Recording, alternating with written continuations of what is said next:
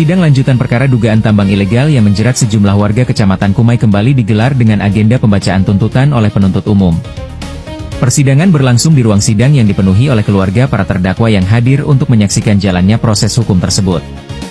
Dalam persidangan, jaksa penuntut umum membacakan tuntutan terhadap para terdakwa berdasarkan dakwaan yang telah disusun sebelumnya.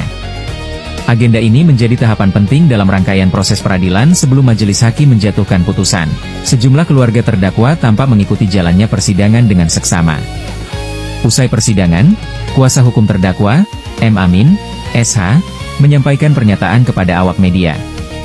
Ia menilai bahwa kasus yang menjerat kliennya berawal dari proses penangkapan yang dinilai memiliki sejumlah kejanggalan.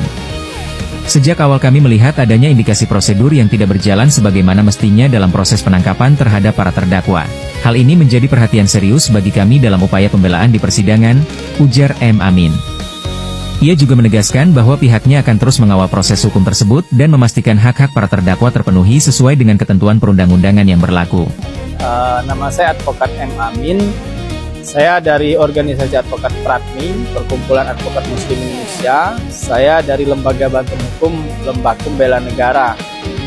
Hari ini agenda sidang ke-7 orang terdakwa yaitu pembacaan dakwaan yang mana diagendakan di tanggal 7 nanti pembuktian dari jaksa penuntut umum terhadap dakwaannya.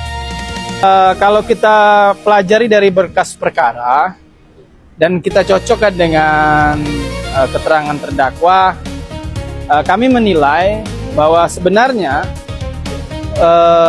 polisi kehutanan itu tidak punya kewenangan. Nah, cuma nanti itu adanya nanti di pembuktian, karena di dalam eksepsi itu hanya menyangkut tentang prosesnya. Jadi nanti di pembuktian kita akan membuktikan bahwa para terdakwa ini tidak melakukan pengerusakan hutan konservasi yang didakwakan kepada para terdakwa. Yang mana sebenarnya kalau saya pelajari itu yang memiliki kewenangan untuk melakukan penangkapan terhadap seseorang yang melakukan penambangan liar di kawasan pribadi itu adalah penyidik Polri dari unit Tibiter. Nah, kalau kehutanan itu dia hanya menyangkut hutan konservasi, cuma nanti kita lihat aja pembuktiannya bagaimana seperti itu. Kejanggalan yang kita lihat itu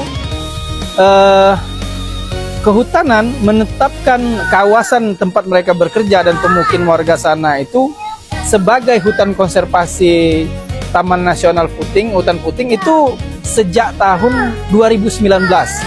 Nah, sedangkan masyarakat yang ada di sana itu sudah bermukim di tempat itu kurang lebih 50 tahun. Jadi kami melihat ada kejanggalan dan kalau saya bilang itu kekejaman pemimpin yang mana menetapkan hutan kawasan itu tidak melihat lagi ke lapangan, langsung tiba-tiba ditetapkan. Itu yang kalau kami lihat.